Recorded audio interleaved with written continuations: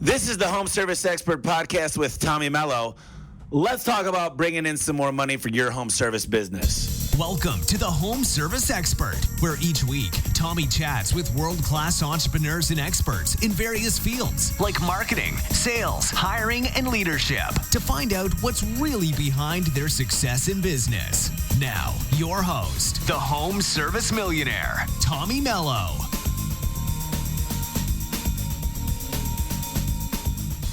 Hey there, folks. Tommy Mello back here with the Home Service Expert, and I got a really special guest today. His name is Brian Scudamore, and he's the founder and CEO of O2E Brands, and he also started 1-800-GOT-JUNK, as well as Wow One Day Painting, and You Move Me and Shack Shine. It's quite a lot of stuff, huge following, done a lot of stuff. So 1-800-JUNK has celebrated appearances on Undercover Boss Canada, Dr. Oz, Dr. Phil, CNN, and a lot of other popular TV shows. Brian contributes to many national magazines, including monthly column on The Profit magazine. In 2004, he was inducted into the Young Presidents Organization and served on the board for the Young Entrepreneurs Organization, which is YEO.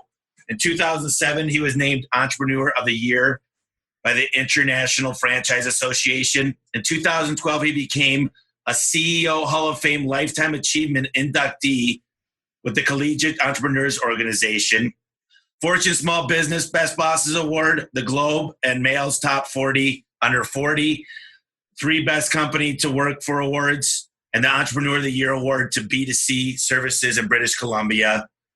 Coming up soon will be the book WTF, Willing to Fail, which is going to be October of this year, 2018. Brian, I'm really excited to have you on. How's your day going? So far, so great. Always awesome. I really appreciate you coming on today. I think the fact that you started your company when you were 18 is phenomenal. You've got 30 years experience. You started 1-800-GOT-JUNK. And it's just massive success. Tell me a little bit about some of your companies, 1-800-GOT-JUNK, and how you became who you are today. Yeah, well, whoever said the quote, "These overnight successes sure take a long time," was right. It's been almost 30 years, but fortunately, I've loved just about every day of it. The way I got my start, I was in a McDonald's drive-thru of all places. There was a beat-up old pickup truck with plywood side panels built up on the box that said Mark's Hauling on the side. I saw the truck, the light bulb moment connected, and I said, you know what? I'm going to buy a truck. I'm going to start a business. I called it the Rubbish Boys. Really, it was just myself, but I wanted a vision for something bigger. So it was the Rubbish Boys, and off I went with my truck, hauling junk. And what ultimately funded my college education inspired me to drop out. I was learning much more about business, running a business, more than I was studying in school. So I approached my father, a liver transplant surgeon, and said, Dad, got some news for you. I'm dropping out of school to become a full-time junk man. And here 30 years later, it took us 8 years to get to $1 million in revenue. We now do $1 million in sales on a given day. So it shows you that flywheel momentum. I mean, these overnight success stories, they take a long time to build up and grow. But once they do and the momentum accelerates, that's when life gets pretty darn exciting. It's absolutely incredible. You know, I think, what do they say? One man's junk is another one's treasure. Yeah, I'm a minimalist, so I'm not really into collecting junk, but I sure love having a business that hauls it away. So explain to me the whole process of how you've monetized it. I'm very familiar with your company, but I think it's just incredible what you've done over the last 30 years. And I just want to explain to the folks out there how you can take something so simple and make it convenient and easy to make money. Yeah, it's really a simple service, but I decided I was going to do it better than anyone else on the planet. You have to be great. You have to be exceptional. And the word exceptional is important to me. Let me explain that for a second. Our parent company that you mentioned, my parent company is called O2E Brands. That stands for ordinary to exceptional. When you're building a business, an ordinary business of junk removal, and trying to make it exceptional, you got to have exceptional people, exceptional training, support, and so on. So we really prided ourselves on taking a fragmented mom and pop business where it used to be just a guy in a pickup truck driving down an alley, cigarette hanging out of his mouth. We've FedExed that industry. We've made it a clean, shiny truck industry with friendly uniformed drivers, and there's many competitors out there following our footsteps. So having that first mover advantage has been helpful. We've got about 2,000 trucks out there just for 1-800-GOT-JUNK, not to mention our 3 other brands. Talk to me a little bit about your other brands and how you decided that $1 million a day just wasn't good enough for you. Well, it's not that it's not good enough, and I know you were kidding there, but to me, it's if you've got a great thing going, why not have more of a great thing? I love what I do. I love watching entrepreneurs be successful. With 1-800-GOT-JUNK, we sold out all of our territories in Canada, the United States, and Australia. So I said, how do we expand not just organically with 1-800-GOT-JUNK, but at the same time expand our footprint into other opportunities for other entrepreneurs? And that's when we turn to things like Shack Shine, Wow One Day Painting, and You Movie. I've stumbled across all of them to some certain extent in terms of serendipitous moments. If I give you the Wow One Day Painting story, we're about 7 years into that business, 50 franchise partners, and it's right at that hockey stick moment where things are starting to really pick up and accelerate the growth. The Wow One Day story was I was looking to get my house painted. I had 3 different referrals from friends and family. The first 2 came in, cigarette smoke is what they smelled of. They were late. They just didn't seem like they were professional. I was worried they were going to move in for 2 weeks while painting my home. And I decided, okay, this is what I expected, but I'm not happy with it. But fortunately, the third person that came in, a guy named Jim Bodden, he had created a business where he had figured out a system of how to paint a home in a day. Clean, shiny van, friendly uniform painters. He was professional. He had his iPad out. He did his estimate. He said, boom, if we paint your home and we agree on the date, we'll have it done by the end of the day. And I couldn't believe that this was even remotely possible. Some walls needed 3 coats of paint, but Jim came in with his crew. I'm home at 6:30 p.m. that night. Wowed. Absolutely immaculate. And the company that I ended up acquiring, his business, we rebranded Wow One Day Painting. Go to people's homes, put enough numbers in there in a day to get it done. It's not really that much of a secret, but the level of branding and the quality of people we're putting into that space is absolutely revolutionizing the home painting world. You know, painting's got a bad cliche, I think, because a lot of times people, they don't get the best service. And painting, because I used to paint garage doors before I got into the garage door industry itself, is the prep work. It's all painting's in the prep. And if you prep properly and use a good product and you keep your tools, your brushes clean and your paint gun doing its job correctly, you could do very well. But you're right. You could take an ordinary business. I love that. So I had a guy on my podcast who's very interesting, and it's interesting. His name's Kevin Wilson, and he's part of the Dryer Group, and he started Mosquito Joe's, and he's starting a cleaning business, and he's starting a pool service business. And I just get really excited when I talk to guys like you who have done a franchise model. And I think a lot of the people out here, I've thought about licensing, I've thought about franchising, and I also thought, I've talked to a lot of franchises that said, dude, if you franchise, you're no longer in your garage door business. You're now in the business owner turnkey business, and you're dealing with customers now, but now you're going to deal with somebody that just, it's hard to get rid of them. So tell me a little bit about the success of a franchise and the good, bad, and the ugly. Yeah, you know, the good, the bad, and the ugly, I think, is this. A franchise system is not for everyone. Now, you mentioned the Dwyer Group. I know Dina Dwyer. We were just down to visit her a month or so ago in Waco, Texas. She's been an incredible mentor of mine. So if I can one day get my business to be half of hers, I'm a pretty happy, smiling guy. The franchise business is not for everyone. First of all, someone gets in as a franchise owner into a business, they are making trade. There's trade-offs. You get less say into creating the brand, the business exactly as you want as an entrepreneur, but you get proven systems, track records, support from other non-competing franchise partners who are in the same business alongside of you. So when I look at franchising, I think, if I have ever been a franchisee, a franchise partner, Probably not. I tend to have been a rule breaker as a kid. I tend to have, been too ADD to stay focused on doing it someone else's way. However, again, on the other side, franchising is one where when we're building something much bigger together, our franchise partners have been able to come in, put their egos aside, and say, listen, we are building the system together. So if they say 2 heads is better than 1, hey, we've got 200 heads, and that's way better than 1, because we can all contribute ideas to the betterment of the system. It's not Brian Scudamore creating the system. It's not the head office creating the system. It's all of us building it, and it's bigger and better together. So in hindsight, I might have, at a later stage in my life when I understood franchising, might have become a franchise partner and learned from others. But when I was younger and couldn't put my ego aside, it was something that I don't think made a lot of sense to me. I think you hit a great topic there. I think a lot of us in our lives, you've done a couple of things. You've done YEO, you've done, you said you did EO, and you've probably been involved in a lot of different things. So we've got different mastermind groups that we've all joined. And what do you think the benefits are, and how important is it to build successful people around you?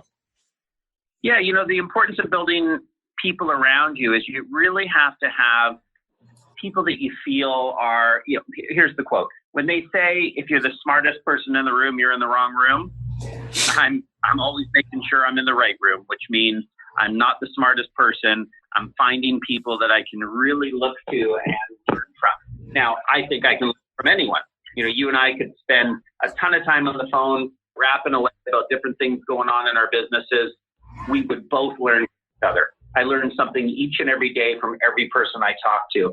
And so something I did is I said, if I didn't get a real MBA in school, I dropped out of college, what about creating my own MBA?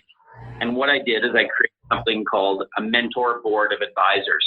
Now, this isn't a formal board where we have meetings. This is me reaching out to people. If I want to talk to the smartest, best, and brightest on the planet in some area to get some advice, I'll do it. I'll reach out. Years ago, before our business was even a recognizable brand, I reached out to Seth Godin, who's one of my favorite authors in the area of marketing. And he gave me some thought, some support. If I want to understand, how to recruit people, who's the most talented recruiter out there in the world? If I want to get PR, who do I turn to that's been there, that's done that? And so my MBA has really been my learning, my own education that I've created. I'm not anti-school. I think entrepreneurs often don't go to school because they're too ADD to stay focused. And the real learning happens from getting out there and making mistakes. So I'm a big believer in a WTF attitude, which actually stands for willing to fail. Get out there, make mistakes, screw it up, learn. Like you said, don't repeat those mistakes and continue to evolve and grow. Yeah, I think that's huge is some of the people that have said, I got a couple employees that have given me some good props over the past 10 years. And one of them comes up to me and he goes, Tommy, one thing about you that I've not seen in the other owners I've worked for is just you got balls and you're willing to take chances, and you take a lot of chances and you fail, but you don't make the same mistakes twice. And I said, oh, glad you noticed. It was a backhanded compliment, but I took it the right way. But, it meant a lot to me to hear that from someone that works for me that said, you're not an absentee owner, you're involved. And, one thing that I find challenging, because I'm one of those guys that I live in the clouds. I get different ideas all the time. I make scratch paper. I've got a little notebook now that's digital that helps me. But I find that processes, whether it's the miracle morning and how to get up in the morning, or eating right, or building a new habit, is probably the majority of my success. And I believe process dictates everything. People say, well, I think people are more important than process. And I say your process dictates the people that you get. I mean, process is everything. So you got Marcus Lemon that says product, people, process. And I'm like, the process dictates the product and the people.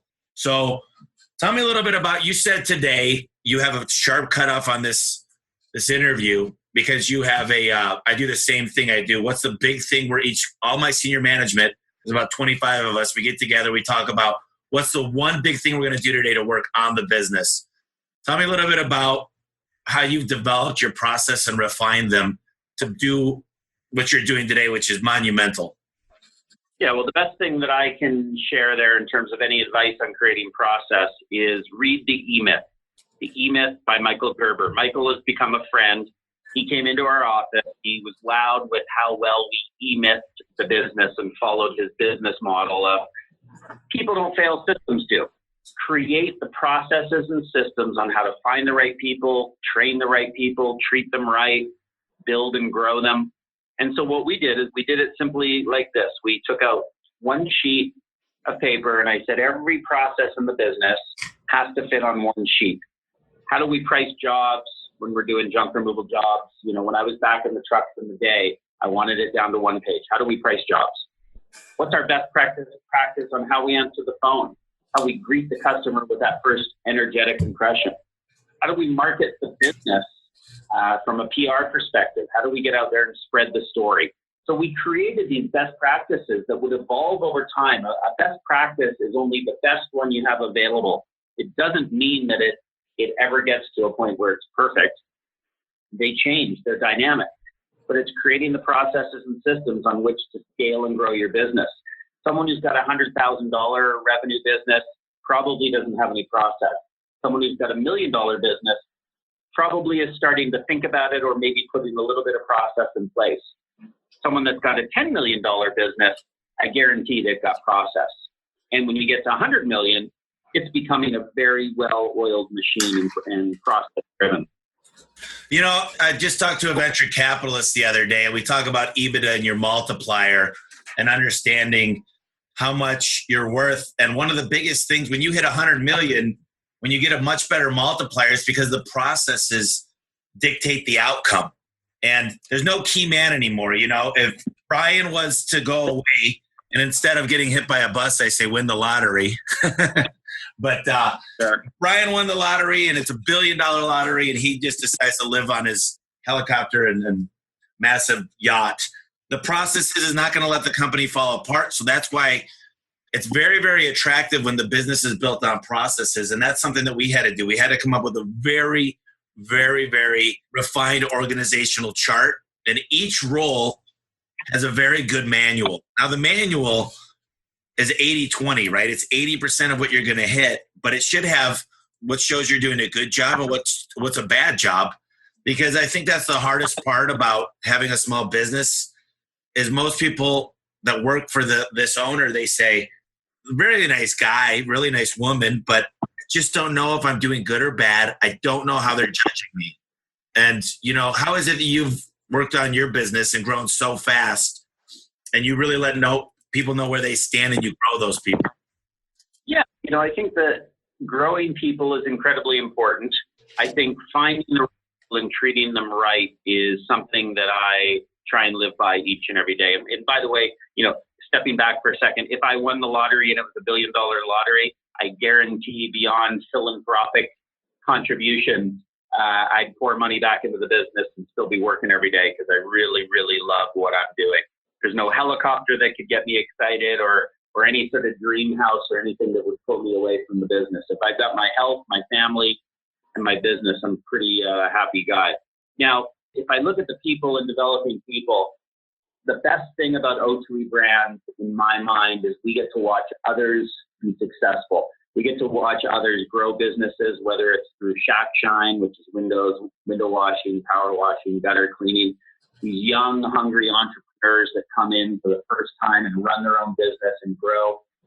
That is success to me. That's why I would never cash out and leave the business. Is watching other people evolve and grow is pretty darn exciting. I'm the same way. I mean, it's just kind of fun. And people always ask me, like the Simon Sinek question is, what's your why? You know, what at the end of the day, what is the ultimate why? And what I've said now is I broke it down to 3 things, and it's really cliche and it's probably way too macro, but I'm a macro guy, is I want to do what I want to do, when I want to do it, with whoever the hell I want to do it with. And that means if I want to go see you today in a plane, I can do it without any consequences as far as the company's not going to fall apart. Compound interest is working in my favor, you know, rich dad, poor dad stuff. And that's, I guess, what I want overall. But I also want to create something big and do the best I can do. I always tell people, if I shoot a 70 at golf, I'm not going to quit. I want to shoot a 68 next time. And maybe I want to shoot a 65. And if I get a 65, I'm not going to quit. Now, this is 9 holes, but Right. I'm just kidding. So what do you think your why is? I mean, overall, what do you think drives you to that next level? Yeah, Simon Sinek, big fan. He was actually on our board for quite some time, years ago in the early days. And then, he became very famous and too busy. And we also got rid of a board because it was, I guess that's another story, but it added complications to the business. So my why would be dreaming up big things, and then you never know what's possible. So I'll be coming up with big ideas, and I got to thank Simon Sinek for being a part of helping me uncover my own why. But dreaming up big ideas, and then just finding others who know how to execute, who can help them happen. We encourage our employees to dream up big ideas. We have something called a 101 Life Goal Program, where we turn to them and say, hey, what's something important in your life that the business or this team of people in the business might be able to help you with to help make that dream happen?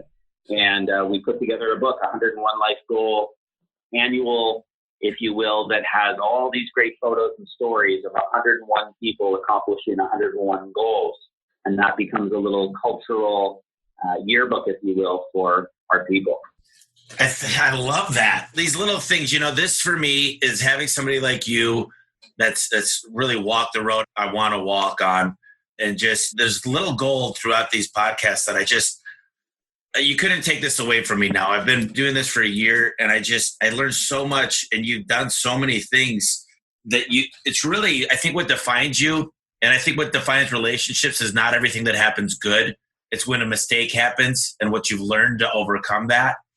And that's why I think the college is not as important, because they don't teach you how to handle obstacles. They say, this is how you should do. This is what the textbook says. And, I did go to college, but I went to rate my professor. And at one point I was going to 5 community colleges so I could get through organic chemistry and biochemistry and all my crap that I was taking. But I didn't learn near as much as I learned from the students that I got to know there and the alliances that I built. So I think if you want to be a doctor or a lawyer, college is essential, right? Who wants to have a doctor operating on you that doesn't have a degree? But I look at entrepreneurship and I think, I don't know if school's the right place. I think college teaches entrepreneurs how to be conservatives. Someone that has an MBA, I find, is way more conservative than someone who has not gone to business school, because they learn all the formulas and they learn all these theories and getting educated. And there's no doubt they're working hard to get that education. But I find that it creates a level of conservatism in people because they have all this information and rules to now play by. Versus you and me, Tommy, we get out and go, hey, we're entrepreneurs, we're flying by the seat of our pants. Sometimes flying by the seat of your pants is the best way, because you don't know what you don't know, and it doesn't hold you back. That's so true. I feel the same way, as far as just go out there and try it. And if it works, the hardest part for me is I think it's hard to keep things implemented. I think when someone listens to this podcast, they say, it's easy. Brian just talked about $1 million a day with one of his tons of brands. But, if you got to go back and you're talking to a guy with 2 trucks and he's going, Brian, Tommy, you guys, you're living the dream, whatever, but I'm having a hard time finding an employee because now the minimum wage is going up. I don't have all these life insurance and health insurance, and I don't provide the truck yet. I just don't have the money. I'm having a hard time finding another employee, and I can't keep up with the cost per click on Google. Yelp's charging me too much money because I'm not getting any leads through them. Everybody's talking about CRMs, and I'm still using paper invoices. What do you say to those guys to say, look, step 1, step 2, step 3 to the small guy out there? They're just overwhelmed. They're going, I don't know who to hire. I can't compete on the marketing because I can't spend as much money as those guys. I think hiring and marketing are the 2 biggest questions I get most of the time. What would you say to the small guy, the David and Goliath story? Yeah, I'd say pick one priority. So as human beings, we often try and do everything at once. So I'm guilty of this. I'm a human being. When I get out there and I go, okay, so summer's over, I'm going to get extra healthy again. I'm going to eat right. I'm going to exercise. I'm going to get great sleep. All the things we look at doing and the plans and commitments we make, we overwhelm ourselves and we set ourselves up for failure because we try and do all of it. Now, I love tracking stuff, so I'll put stuff in my phone and I'll be like, okay, I got up at my 5:55 a.m. 7 days this week.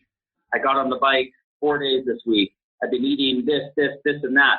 I log it all. But what ends up happening is if I take on too much and try and go all out, gung-ho with something, with too many things, I end up getting tired, failing, and falling apart.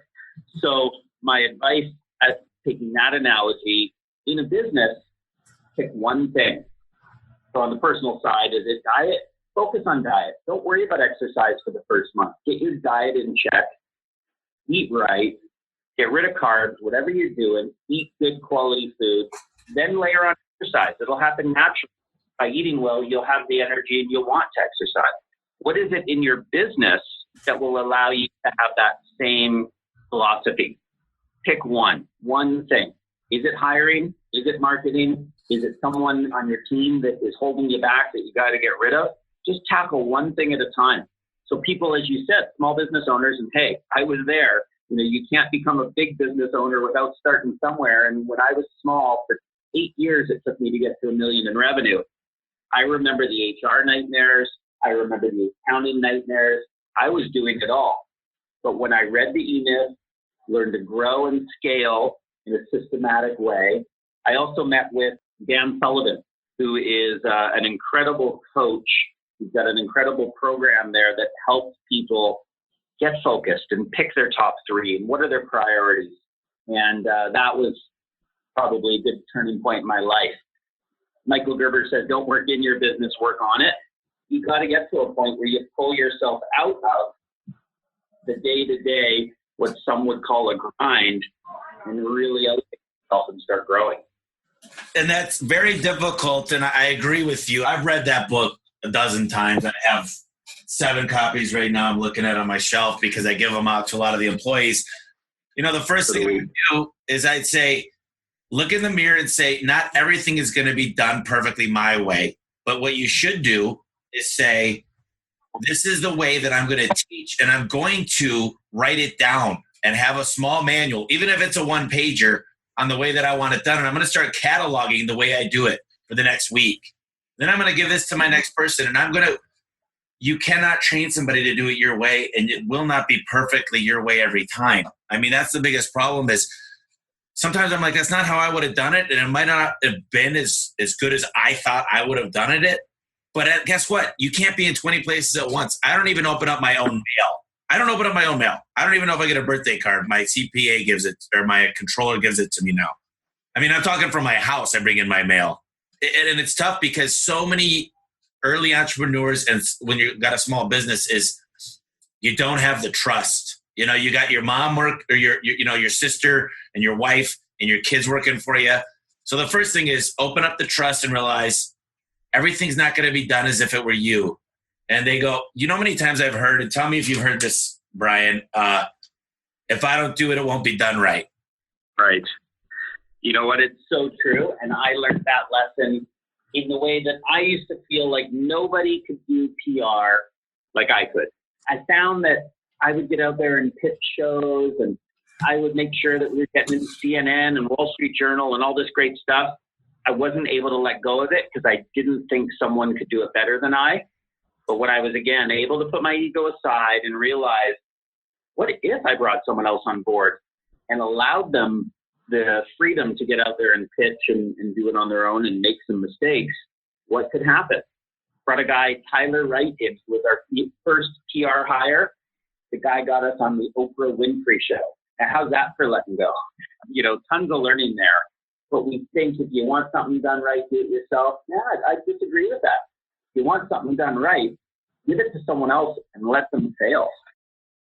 That's so hard to let that go. But I had a guy that came in the other day last week, and he said, Tommy, I'm so amazed how you sit in the back seat a lot more than I would expect.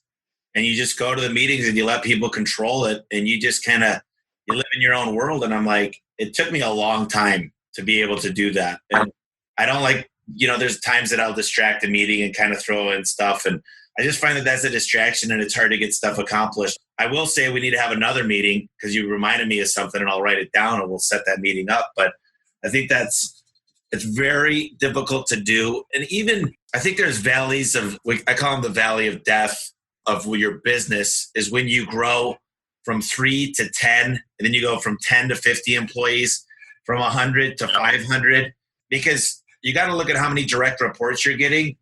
And with an owner of 10 employees, you're getting a lot of people and you're wearing a lot of hats. So you need to find somebody that you trust that will do a great job. And me and my manager kind of got into a small bickering the other day. It wasn't a huge deal, but basically we talked about, just focus. I want to have people now that are laser focused rather than wearing too many hats, because when they wear too many, they all blame it and they say, I'm doing too many things, instead of, no, this was your one focus. This is your main job. And accountability. I think accountability is the best word to describe it. I love that word now. I'm obsessed with it. I have a personal trainer, not because I don't know how to work out or go to the gym. It's because now I don't like to call him and tell him I'm not going to make it. I'm paying for it anyway. So, what is your thoughts on accountability and trusting people? Yeah, well, we actually do a morning huddle, a phone call where we get everybody together on the leadership team. Now, I'm not a part of this because my president, Eric Church, runs the company and runs those meetings. But it's an 8 a.m. call. Everyone calls in no matter where they are. They're traveling, whatever the case may be, unless they're on vacation, of course. And they call in for that 8 a.m. call. And the main purpose of the call is, what is your top one for the day? Not just for accountability. I mean, we're all adults and we're working hard, but it's a chance for people to share their top ones so that the rest of the leadership team is aligned with what's going on in the business and where it's going.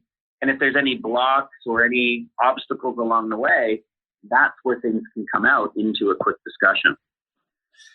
How many times have you been at that meeting? Or you don't attend, but I can tell you that this is the biggest challenge. Is somebody will be like, I got 3 customer fires to put out today, or I got to organize the warehouse, or, I got to run to this. And I'm like, that's day to day. You're still working in the business, and it's fine to work in the business, but what are you doing today to work on? What's the one thing to grow and make your life easier? And there's a great book that I talk about here and there on the podcast. It's called The 2-Second Lean, and it talks about going lean with your business, but really about efficiency. And it's an amazing book because it really talks about how to get more efficient in everything you do, from your personal life to your business life.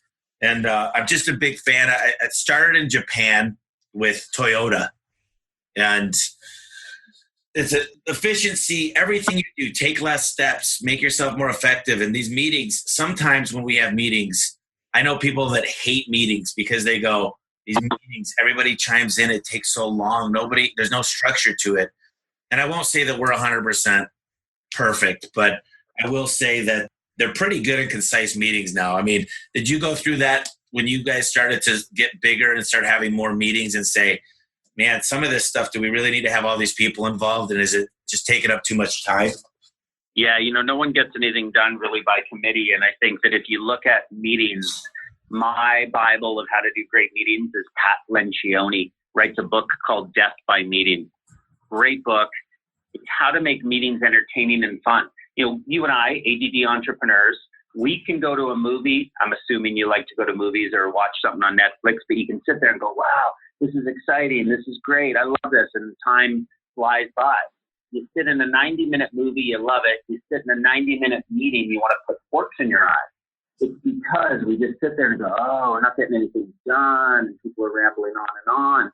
But putting in process to make that meeting not just efficient, but entertaining, exciting, cut to the chase. I strongly advise people read Death by Meeting. It's a fantastic book that Pat wrote. I'm ordering it right after we get off the phone. So look, I know we got about 6 minutes, so I'll kind of wrap up. I want to know more about WTF Willing to Fail. Tell me a little bit about the book and tell me how we could get it when it comes out.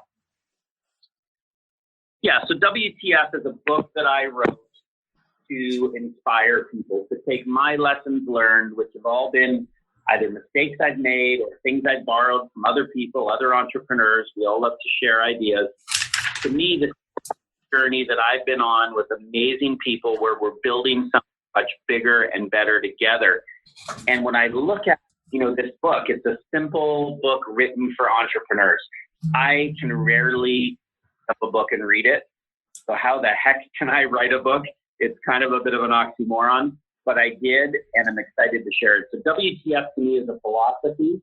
It's a willing to fail philosophy that I believe that you can't get to success without failing. When we succeed without experiencing failure, I think it's a bit like a hollow victory. You got lucky, okay, great.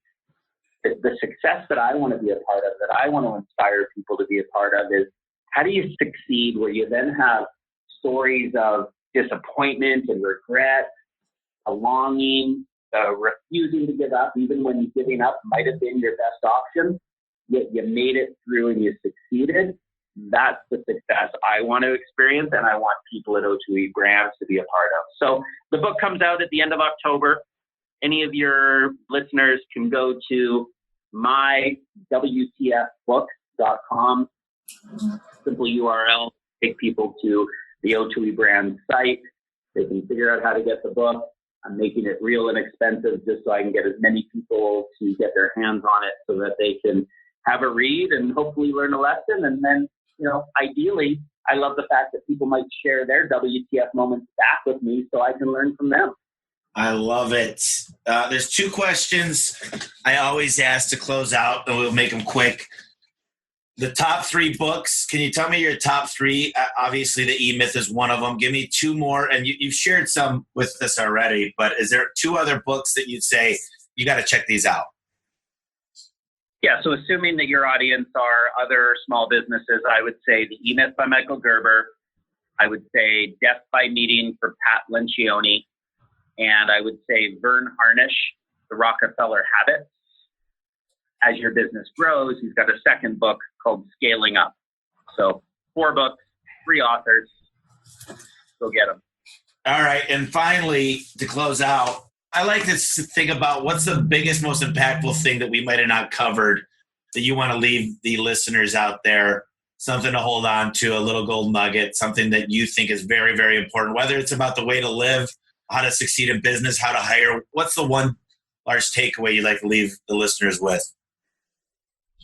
Create a painted picture. If you don't know where you're going, any road will take you there. What does your future look like? And not, I want to make a lot of money. I want to, grow something. What is it specifically? When I sat down in my parents' summer cottage in 1998, I said, I will be in the top 30 metros in North America by the end of 2003, 5 years. I said, we'd be on the Oprah Winfrey Show. We'd be the FedEx of junk removal.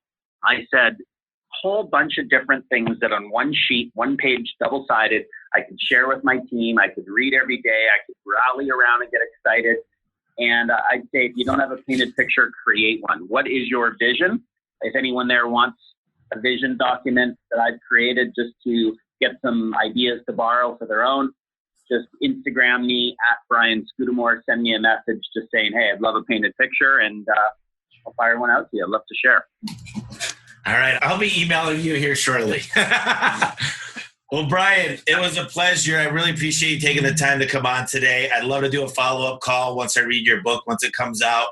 If you need anybody to proof it or anything, I love this stuff. I'm a huge reader. And like I said, you've done so much things to be successful. I hope one day I get to shake your hand here in the near future. So thanks again for coming on, and I hope you have a great rest of your week.